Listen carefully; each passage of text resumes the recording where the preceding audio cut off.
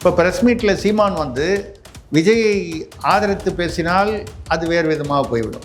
எதிர்த்து விமர்சித்து பேசினால் அவருக்கு கொஞ்சம் கூட அவகாசம் கொடுக்காமல் பேசுவது நியாயமா என்று பொதுவானவர்களே, நியூட்ரலாக நடுநிலையில் இருப்பவர்களே கேட்பார். இப்போ இப்பொழுதைக்கு கொஞ்சம் மௌனமாக இருப்பது தான் சரி அப்படிங்கிற ஒரு முடிவில் அவர் இருக்கிற மாதிரி தெரியுது. ஆமாங்க, இப்போ விஜய் எவ்வளோ ப்ரெஸ் மீட் கொடுத்துட்டாரு. அதே மாதிரி அவர் பிரச்சார கூட்டங்களும் 18 தான், அதுலேயும் வந்து 8 தான் பேசினார், 10 வந்து ரோட் ஷோ தான். அப்போ வந்து ஊடகங்கள் வந்து அன்றைக்கி அவரை ஏதாவது கேள்வி கேட்டாங்களா? இல்லையே. ஆனால் வந்து சீமான் மட்டும் இல்லை, சீமானை போன்ற மற்ற அரசியல்வாதிகள்னு வச்சுக்க, எங்கே மைக்கை நீட்டி ஏர்போர்ட்டில் இருந்தாலும் சரி, காரில் ஏறும்போதும் சரி, அங்கே வரும்போதும் சரி, ஒரு மீட்டிங் உள்ளே போகும்போதும் சரி, வெளியில் வரும்போதும் சரி, எந்த இடத்துல மைக்குகள் நீட்டப்பட்டாலும் அவங்க வந்து கேட்ட கேள்விக்கு அந்த நேரத்தில் பதில் சொல்கிறாங்களே.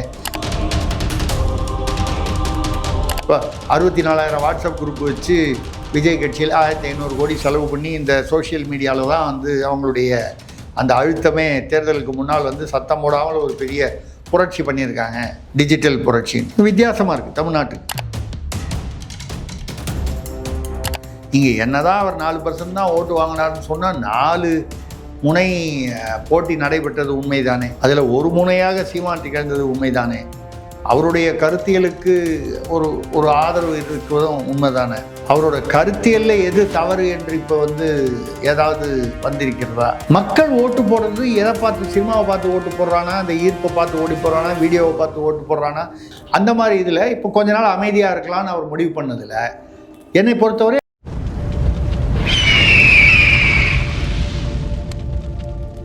அரசியல்கள நேயர்களுக்கு வணக்கம். இன்று நம்மோட இன்னும் சிறப்பு வந்து மூத்த பத்திரிகையாளர் திரிசக்தி அவர்கள். வணக்கம் சார். வணக்கம் சரண்ராஜ், சொல்லுங்கள் சார். வழக்கமாக இப்போது 2026 எலெக்ஷனுக்கு முன்னாடி அதிகமாக ப்ரெஸ் மீட் கொடுத்த ஒரு தலைவராக நாம் தமிழ் கட்சியின் தலைவர் போது சீமான் அவர்கள் இருந்தார். அப்போலாம் கிடைக்காத வெளிச்சம் இப்போது சமீபத்தில் ப்ரெஸ் மீட்டை அவர் தவிர்த்துட்டு போகிறார். இதுதான் சரியான மூவ் அப்படின்னு சொல்லிட்டு பல பேர் பேச ஆரம்பிச்சிருக்காங்க. நிறைய பேர் சீமான் செயலை வரவேற்றம் பேசுகிறாங்க. எப்படி பார்க்குறீங்க இது? இல்லை, இப்போது அவர் ஏற்கனவே 8% 4% வந்துடுச்சு. தமிழ்நாட்டை பொறுத்தவரை மக்கள் வந்து சினிமா மோகத்தை அதிகமாக நாடி கருத்தியலை வந்து கண்டுகொள்ளவில்லை என்பது வருத்தமான விடயமாக இருந்தாலும் அதுதான் உண்மை. உண்மை கசப்பாக தான் இருக்கும், அதை ஏற்றுக்கொள்ள தான் செய்யணும். ஏற்றுக்கொள்ள மறுக்க முடியாது. இந்த சூழ்நிலையில் ப்ரெஸ் மீட்டில் வந்து அவர் பேசுனா என்ன பேசணும்?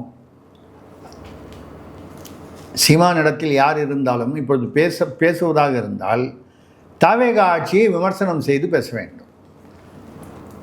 தாவேகா ஆட்சியை மீடியா என்ற முறையில் நம்ம என்ன பேசும்போது என்ன சொன்னோம்? ஒரு 3 மாதமோ 6 மாதமோ ஒரு அவகாசம் கொடுக்க வேண்டும். எந்த ஆட்சியுமே முதல் நாளிலிருந்தே வந்து பர்ஃபெக்டாக செயல்படணும்னு எதிர்ப்பு. அதுவும் புதிதாக அரசியலுக்கு வந்தவர்கள்.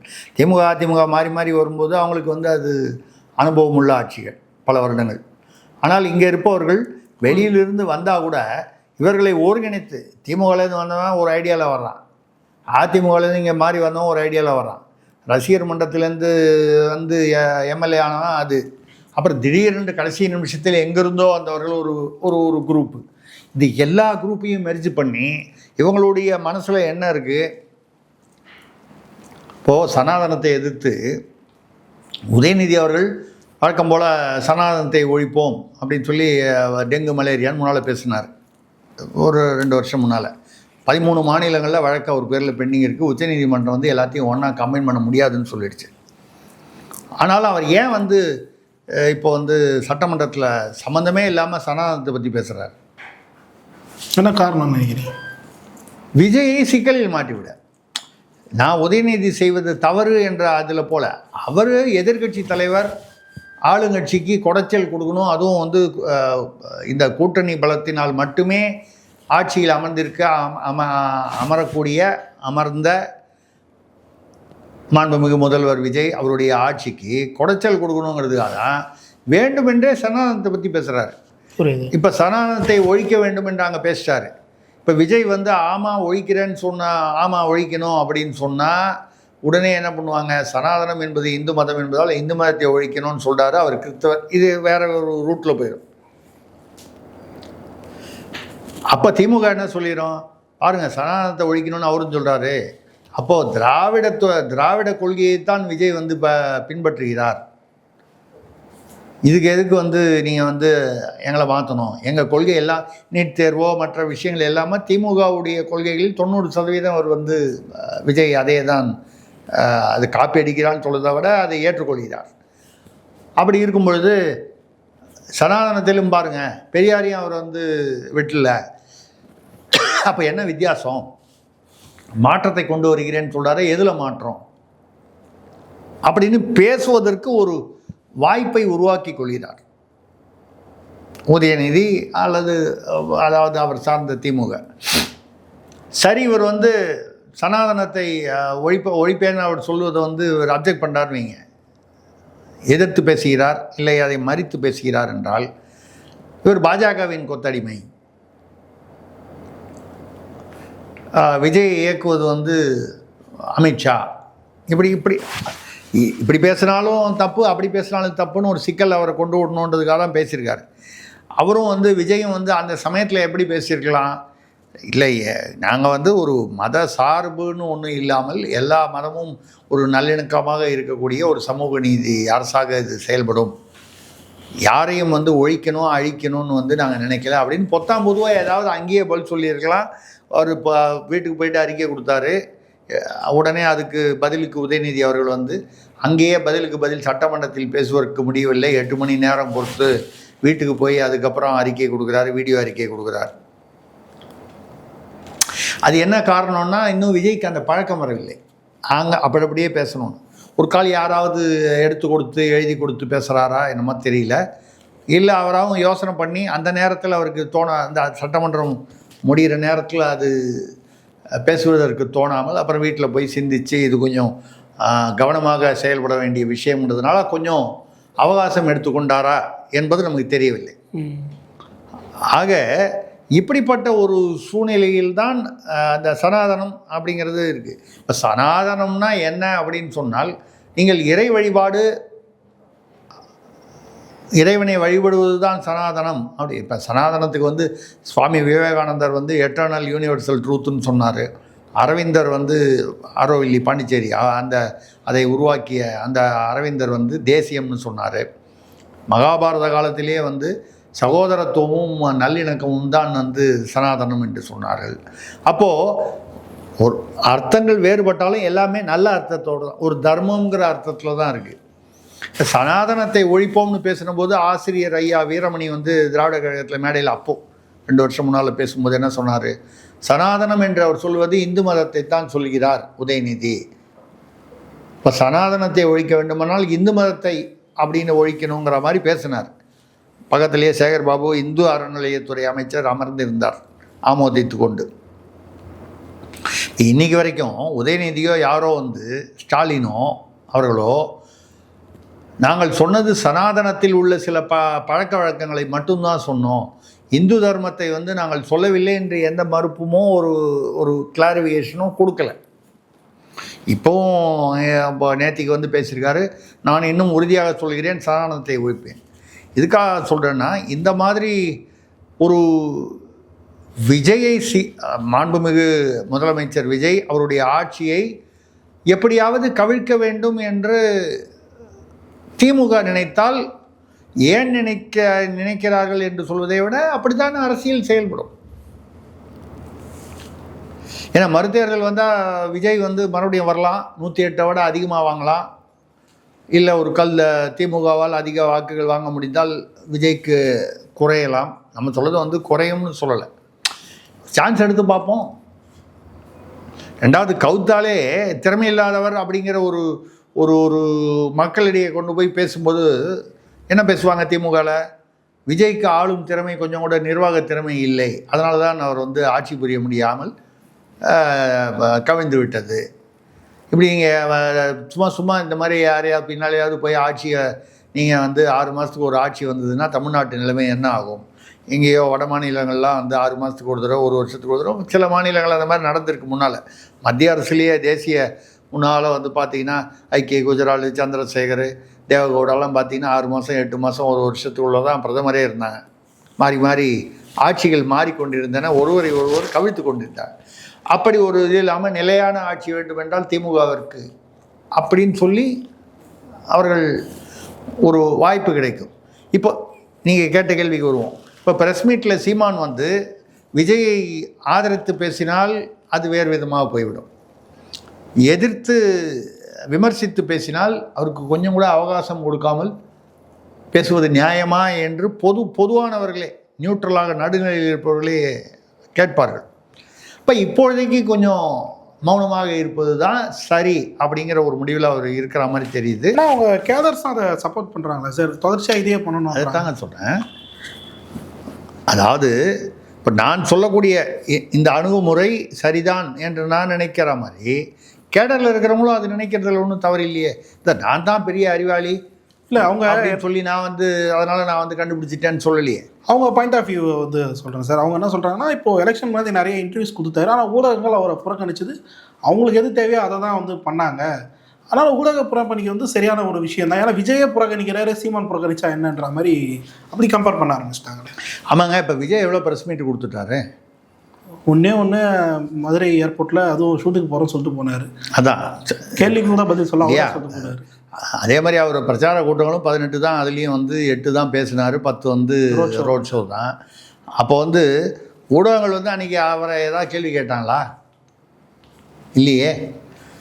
ஆனால் வந்து சீமான் மட்டும் இல்லை, சீமானை போன்ற மற்ற அரசியல்வாதிகள்னு வச்சுங்க, எங்கே மைக்கை நீட்டி ஏர்போர்ட்டில் இருந்தாலும் சரி, காரில் ஏறும்போதும் சரி, அங்கே வரும்போதும் சரி, ஒரு மீட்டிங் உள்ளே போகும்போதும் சரி, வெளியில் வரும்போதும் சரி, எந்த இடத்துல மைக்குகள் நீட்டப்பட்டாலும் அவங்க வந்து கேட்ட கேள்விக்கு அந்த நேரத்தில் பதில் சொல்கிறாங்களே. இப்போ முதலமைச்சர் விஜய் அவர்கள் வந்து எதிர்கட்சி தலைவர் உதயநிதி பேசுனதுக்கு அவர் சொல்கிற மாதிரி விமர்சனம் பண்ணுற மாதிரி 8 மணி நேரம் கழித்து தான் பதில் சொல்கிறாரு. டைப் பண்ண வேணாம் சார், எழுதி கொடுத்து டைப் படித்து படிக்கணும்ல. அதனால் வந்து ஆனால் ஆங்காங்கே எக்ஸ்டெம்போர் என்று சொல்லக்கூடிய உடனடியாக பதில் சொல்லக்கூடிய, அப்படி சொல்லணும்னா என்னென்னா எல்லா விவரங்களையும் உள்வாங்கி கொண்டிருக்கணும். சப்ஜெக்ட் தெரியணுன்றீங்க. சப்ஜெக்ட் தெரியணும். நீங்கள் பரீட்சைக்கு படிக்கிற மாதிரி ப்ரிப்பேர் பண்ணிக்கிட்டு வந்து ஒரு மீட்டிங்கும் பேச முடியாது. சட்டசபையில் சுத்தமாக முடியாது. இது மீடியாவுக்கும் பொருந்தும், அரசியல்வாதிகளுக்கும் பொருந்தும். இப்போ மீடியாக்களில் நீங்கள் என்ன கேட்க போகிறீங்கன்னு என்ன முதலாளி வந்து எனக்கு என்ன சொல்கிறீங்களான்னு பெரிய மனுஷன் காட்டிக்கிறதுக்காக நான் இதை சொல்லலை. அப்போ யாரால் வந்து தாக்கு பிடிக்க முடியும் மீடியாலன்னா, விவரங்களை உள்வாங்கி கொண்டு அதை எங்கு எப்படி வெளிப்படுத்த வேண்டுமோ அப்படி வெளிப்படுத்துபவர்கள் ஒரு பல வருடங்கள் தாக்கு பிடிப்பார்கள். நான் ஒரு 47 வருஷம் தாக்கு பிடிச்சிருக்கேன். அரசியல் பத்திரிகை நடத்த ஆரம்பித்தே 15க்கு மேலே 18 வருடங்கள் அப்படின்னு தாக்கு பிடிச்சிருக்கோம். நான் என்னமோ பெரிய பிஸ்தாங்கிறதுக்காக சொல்ல, என்னை விட ஜாம்பவான்கள் இருக்கிறார்கள், என்னை விட அறிவாளிகள் நிச்சயமாக இருக்கிறார்கள், இருப்பார்கள். வயதில் கூட இருப்பார்கள், இளைஞர்களும் இருப்பார்கள். அது மாதிரி மீடியாவுக்கே இந்த விதி பொருந்தும் என்றால் ஒரு அரசியல்வாதிக்கு இங்கே என்னதான் அவர் 4% தான் ஓட்டு வாங்கினார்னு சொன்னால் 4 முனை போட்டி நடைபெற்றது உண்மைதானே? அதில் ஒரு முனையாக சீமான் திகழ்ந்தது உண்மைதானே? அவருடைய கருத்தியலுக்கு ஒரு ஆதரவு இருக்கிறதும் உண்மைதானே? அவரோட கருத்தியலில் எது தவறு என்று இப்போ வந்து ஏதாவது வந்திருக்கிறதா? மக்கள் ஓட்டு போடுறது எதை பார்த்து? சினிமாவை பார்த்து ஓட்டு போடுறானா, அந்த ஈர்ப்பை பார்த்து ஓடி போடுறானா, வீடியோவை பார்த்து ஓட்டு போடுறானா? இப்போ 64,000 வாட்ஸ்அப் குரூப் வச்சு விஜய் கட்சியில் 1500 கோடி செலவு பண்ணி இந்த சோஷியல் மீடியாவில் தான் வந்து அவங்களுடைய அந்த அழுத்தமே தேர்தலுக்கு முன்னால் வந்து சத்தம் போடாமல் ஒரு பெரிய புரட்சி பண்ணியிருக்காங்க, டிஜிட்டல் புரட்சின்னு. வித்தியாசமாக இருக்குது தமிழ்நாட்டுக்கு. அது சரியாக தவறான்னு நம்ம சொல்ல முடியாது. அது ஒரு மாற்றம். கூட்டம் போட்டு ஸ்ட்ராட்டஜின்னு சொல்லலாம்.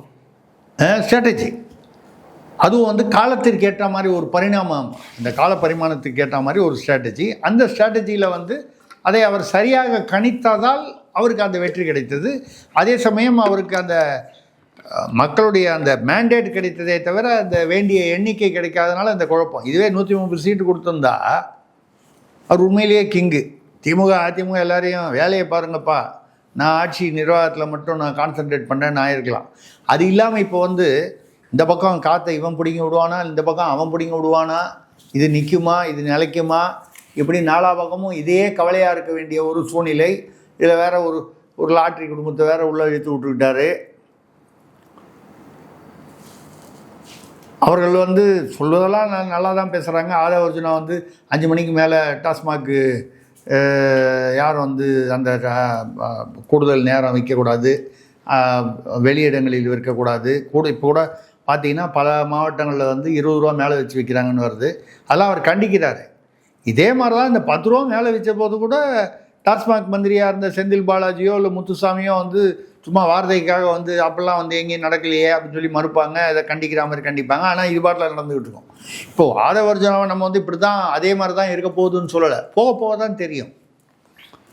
இப்போ கூட நீங்கள் ஒரு வீடியோவில் பார்த்துருப்பீங்க, ஒரு அம்மா வந்து எங்கே தான் டி நகரில் நாங்கள் பள்ளிக்கூடத்துலேருந்து 6வது கட்டடம் நாங்கள் வந்து 40 வருஷமாக போராட்டம் பண்ணோம், நான் பண்ணேன்.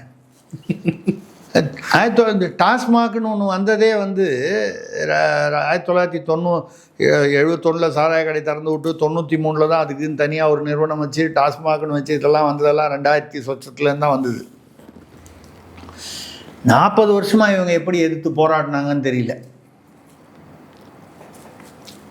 அது செட்டப் வீடியோ மாதிரி தெரியுது. ஏன்னு கேட்டால் நான் அந்த கடையை மூட வச்சுட்டேன்னு 9 மணிக்கு காலையில் கடை மூடி இருக்கும்போது எடுத்திருக்காங்க. 12 மணிக்கு பார்த்தா அதே கடை திறக்கிறது வீடியோ வருது. கடை திறந்துருக்கு, மூடலை. அது இவங்க வந்து 40 வருஷமாக போராடி இது வந்து விஜய் வந்து தான் மூடி இருக்காரு, முதல்வர் விஜய் அப்படின்னு அவரை பாராட்டுறாங்க. அப்போது ஏற்கனவே வந்து ஒரு அது புகார்னு சொல்லலாம், இல்லை ஒரு கருத்துன்னு சொல்லலாம். 64,000 வாட்ஸ்அப் குரூப்பு, அதுக்கப்புறம் வந்து நாங்கள் வந்து அவருக்கு பொண்டாட்டியாக இருப்போம், எங்கள் வீட்டில் யாரும் ஓட்டு போடலன்னா எல்லாருக்கும் விஷம் வச்சு கொண்டுடுவோம், எங்கள் அப்பா ஓட்டு போடல அவர் வீட்டுக்குள்ளே விட மாட்டோம், குழந்தைங்கள்லாம் வந்து கெஞ்சறது, இதெல்லாம் வந்து வெளிநாடுகளிலிருந்து அப்லோடு பண்ணி இங்கே வந்து ஒரு நாளைக்கு இவ்வளோ 1000 வீடியோக்கள் அப்படின்னு சொல்லி வந்ததுன்னு சொல்கிறாங்க. அப்போது இந்த மூதாட்டி அவர்கள் வந்து மூடினதாக வந்து ஒரு நாடகம் போட்டார்களே, அப்போ இந்த நாடகம் வந்து அந்த மூதாட்டியாக நடத்திய நாடகமா, இல்லை தாவேகா என்ற கட்சி இப்படி ஒரு செட்டப் பண்ணி ஒரு ஏஜென்சி மூலமாக ஏதோ ஒரு ரூட்டில் புரியுது, ஆமாம், அந்த மாதிரி வந்து பண்ணியிருக்காங்களா அப்படிங்கிறது தெரியல. அப்படியா இருந்தால் என்ன ஆகிடும்? திமுக என்பது விளம்பர அரசியல்னு சொன்னது, அப்போது தாவேகா என்பது நாடக அரசியல், அதுவும் டிஜிட்டல் நாடக அரசியல். இப்போ கூட படித்தேன், இப்போ வந்த செய்தி, எல்லா அரசு துறை அலுவலகங்களையும் விஜயுடைய டிஜிட்டல் ஃபோட்டோ ஸ்மைலிங் புகைப்படம் அந்த இதோட வந்து அது மாற்றணும்னு சொல்கிறாங்க. இந்த விஷயத்தில் நம்ம வந்து சில நல்ல விஷயங்களை எங்கே இருந்தாலும் எடுத்துக்கொள்ளணும். நேபாளத்தில் இதே மாதிரி தான் இந்த ஜென்சி அப்படின்ற இந்த இப்போ தான் எதை கேட்டாலும் இப்போ ஜென்சின்றாங்க, நம்மளை பூமர்னு சொல்லிடுவாங்க. அந்த வயசுக்கு என்ன எங்களை மாதிரி உள்ள தலைமுறை என்ன சேகரி இல்லை உங்களை இல்லை நம்மளைனா என்ன எங்களை அப்படின்னு வச்சுப்போம். அதனால தான் அப்புறம் எங்களை மாற்றிட்டேன். இல்லை ஒவ்வொருத்தருக்கு ஒன்று ஒன்று இப்போ முன்னாலெல்லாம் அப்புறம் ஆல்ஃபான்றாங்க. நமக்கு இப்போ அதுக்கு அர்த்தமே புரியல. இந்த வகைப்படுத்தலே நமக்கு மண்டையில் இறக்க மாட்டேங்குது. ஏன்னா நம்ம எல்லாருமே சீனியர் சிட்டிசன்ஸ், இளைஞர்கள் இப்படி தான் வந்து பிரித்து பழக்கம். இப்போ தான் இந்த என்னென்னமோ வித்தியாசமான ஆங்கில பெயர்களை கொடுத்து பிரிக்கிற பழக்கம் வெளிநாட்டிலிருந்து இங்கே இந்தியாவுக்கும் இறக்குமதி ஆகிருக்கு. அந்த வகையில் நீங்கள் வந்து பார்க்கும்பொழுது இந்த இளைஞர்கள் எல்லாமே இந்த டிஜிட்டலில் பாலேந்தர் ஷா அது சொல்ல வந்தேன். அதாவது நேபாளத்தில் இதே ஜென்சி நடுவில் செப்டம்பர் 2025 ஒரு பெரிய கலவரம் வந்தது. ஜென்சிக்கெல்லாம் சேர்ந்து 30-35 வருஷமாக அந்த ஊடகங்களுக்கு வந்து தடை விதிக்கப்பட்டதுனால ஒரு பெரிய அளவுக்கு அது ஊடகத்திலேருந்து ஆரம்பித்து பொதுமக்களிடையே பரவிது. இல்லை ரொம்ப நாளாக இருந்த பிரச்சனை இளைஞர்கள் மத்தியில் அது வந்து வெடிச்சுது. ரைட், திடீர்னு ஒரு இதில் முட்டிக்கிட்டு வந்து ஒரு இடத்துல வெடிக்கிற மாதிரி அது வந்து வெடிச்சுது. அப்படி வெடித்து அதிலிருந்து வந்த அந்த இளைஞர்களுக்கு நடுவிலேருந்து வந்த ஒரு பாலேந்தர் ஷா என்ற புதிய அரசியல்வாதி, புது வரவு. அதுக்கு முன்னால் அவர் ஒன்றும் பெரிய இளைஞர், அரசியலுக்கு புதிது. அவர் வந்து பிரதமர் ஆனார். இதே மாதிரி தான் இலங்கையிலையும் வந்து கொஞ்சம் அந்த இளைஞர்கள் போராட்டங்கள்லாம் நடந்தது. அனுரா திசாநாயகன் இப்போ வந்திருக்காரு. இந்த ராஜபக்சே குடும்பம், அதுக்கு முன்னால் இருந்த ரணில் விக்ரமசிங்கே, இந்த 2 பக்கமும் திமுக அதிமுக மாதிரி மாறி மாறி இருந்தது போக, அப்போது புது வரவாக இருந்த அனுரா திசாநாயகா ஸ்ரீலங்காவில் வந்தார். நேபாளில் பாலேந்தர் ஷா வந்தார். பாலேந்தர் ஷா வந்து என்ன சொன்னார்? எந்த அரசு துறை அலுவலகத்திலையும் பிரதமர் என்னுடைய படத்தை இல்லை எந்த அரசியல் தலைவர்கள் படத்தையும் மாட்டக்கூடாது. நேபாள தேசிய கொடி அது மட்டும்தான் இருக்கணும். 20 வயசு வரைக்கும் யாரும் வந்து அரசியலுக்கு வரவும் கூடாது, பேசவும் கூடாது. இப்படி நல்ல பல விஷயங்களை கொண்டார். சில விஷயங்கள் யதார்த்தத்துக்கு ஒத்து வராது, கற்பழிப்பு குற்றம் செய்பவர்கள் வந்து விசாரணையின்றி தூக்கு போடலாம்னு சொன்னார். அதெல்லாம் வந்து ஏற்றுக்கொள்ளக்கூடியதில்லை. ஏன்னு கேட்டால் உண்மையிலேயே அவன் குற்றவாளின்னு தெரியறதுக்கு முன்னாலே அவங்களை தூக்கு போட்டா சில சமயத்தில் அரசியல் வன்மத்துக்காக கூட யார் பேர்லையாவது பொய் சாட்டலாம். விசாரணையின்றி அப்படிங்கிறது வந்து அது ரொம்ப காட்டுமிராண்டித்தனமாகிடும். நேர்மையாக இருக்கும்னு எதிர்பார்த்தா கூட காட்டுமிராண்டித்தனமாக மாறிவிட வாய்ப்பு இருக்கிறது. அந்த மாதிரி ஒரு சிலது ஏற்றுக்கொள்ள முடியலன்னா கூட ஏற்றுக்கொள்ளக்கூடியது. எதுக்கு வந்து எந்த படமுமே தேவையில்லையே. ஏன்னா இவர் படம் மாட்டினா அப்புறம் இப்போ இவரே வந்து இவருக்கு பின்னால் 5 படம் வச்சுருந்தார். யார்? விஜய் அவர்கள், தாவேக்கா தலைவர், தாவேக்கில் வரும்போது. அதுக்கப்புறம் எம்ஜிஆர் அண்ணாதுரை படத்தை மேலே போட்டார். ஜெயலலிதா அவர்கள் படத்தை வந்து செங்கோட்டையன் பாக்கெட்டில் வச்சுருந்தபோது அவர் மாற்றி விஜய் படத்தை மாற்றின போது ஏங்க நீங்கள் அதை வந்து நல்லா நாகரிகமாக சொல்கிறோம். அது வந்து தவறில்லை, ஒரு நல்ல பண்பாடு. நீங்கள் ஜெயலலிதா அவர்களுடைய படத்தை நீங்கள் வைத்துக்கொள்வதில் எனக்கு ஆட்சேபணம் இல்லை. இப்போ எவ்வளோ படம் மாட்ட போகிறீங்க? இவ்வளோ படம் மாட்டிட்டு கருணாநிதி அவர்கள் படம் மட்டும் மாட்டலைன்னா பிரச்சனை வருமா வராதா? இதில் விட்டு போனது அநேகமாக அவர் ஒருத்தர் தான் இருக்கும் இல்லையா? அந்த மாதிரி வரும்பொழுது இப்போ முதல்வர் படத்தை மாட்டணும் அப்படின்னு வரும்பொழுது அவர்கள் தான் விளம்பர அரசியல் பண்ணாங்க. அப்போ நீங்களாவது இந்த நாடக அரசியல் பண்ணாமல் பாலேந்திர ஷா மாதிரி வந்து ஒரு ஒரு ஒரு நம்ம தேசிய அடையாளம் கொண்டு வாங்க, இல்லை தமிழ் அடையாளம்னு ஏதாவது ஒன்று இருந்ததுன்னா அது கொண்டு வாங்க. அவருக்கு அது பல பிரச்சனைகள் இருக்குது. நீங்கள் தமிழ் லட்சணையை போடணுன்னா அது ஸ்ரீவில்லிபுத்தூர் கோபுரம் வருது, மதசார்பு வராது. மத சார்பற்ற அவரை இப்போ அவரும் வந்து கிறித்தவர். நம்ம கிறித்தவர் வரக்கூடாதுன்னு சொல்லலை, கிறித்தவர் யாரையும் பதவியில் அமர்த்தக்கூடாதுன்னு சொல்லலை.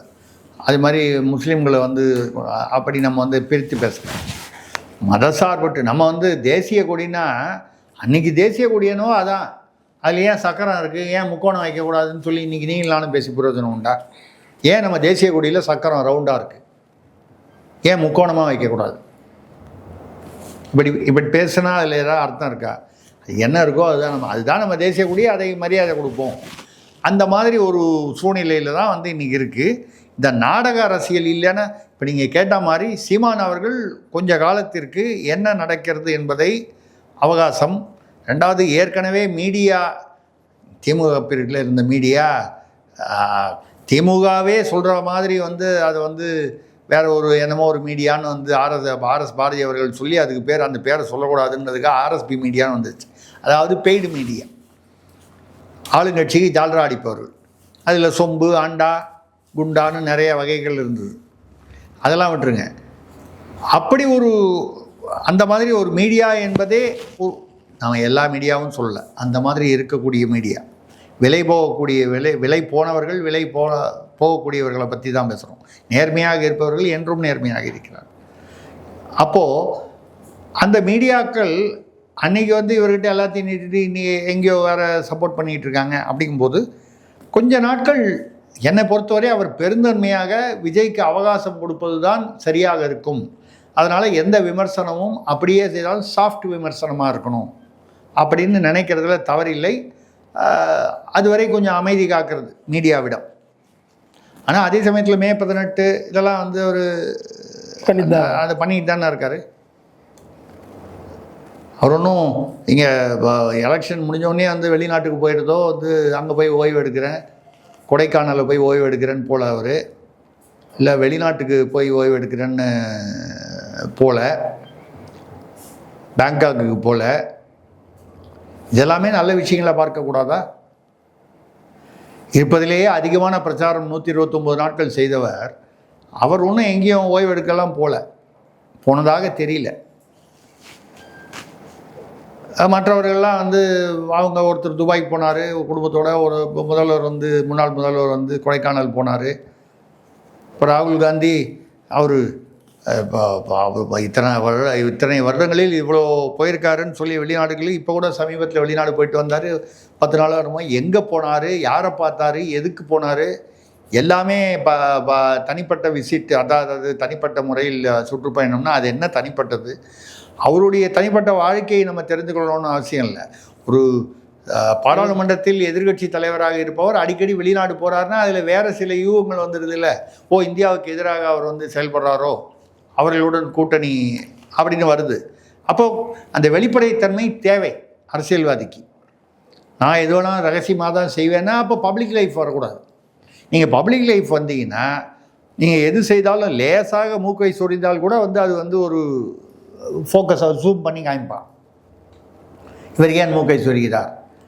ஏங்க சாதாரணமாக மீடியாவில் உட்காந்து நான் பேசிகிட்டு இருக்கும்போது சாதாரணமாக என்ன அறியாமல் அப்படி தலையை கீழே சொல்லிட்டா கூட திருசக்தியார் ஏன் தலையை சொரிகிறார்னு அதில் கேட்குறான். கமெண்ட் இல்லை. நான் அவர்களை தவறு சொல்லவில்லை. அது அந்த வெளிச்சத்துடைய பிரதிபலன். நீங்கள் வெளிச்சத்துக்கு வராமல் பின்னாலே இருந்தால் நீங்கள் அதை பற்றி எந்த மாதிரி வரப்போகிறது இல்லை. இது நீங்கள் வெளிச்சத்துக்கு வரும்போது இயல்பாக வரக்கூடிய யதார்த்தங்கள் அதை ஏற்றுக்கொள்ளத்தான் வேண்டும். அதில் நல்ல விஷயங்களும் இருக்கணும், பாராட்டுறவங்களும் இருப்பாங்க, விமர்சனம் பண்ணுறவங்களும் இருப்பாங்க, எல்லாத்தையும் ஏற்றுக்கணும். அந்த மாதிரி இதில் இப்போ கொஞ்ச நாள் அமைதியாக இருக்கலாம்னு அவர் முடிவு பண்ணதில் என்னை பொறுத்தவரை அந்த முடிவு சரி என்பது தான் என்னுடைய கருத்து. பல்லர்களுக்கு தெளிவாக நன்றி. நன்றி, வணக்கம்.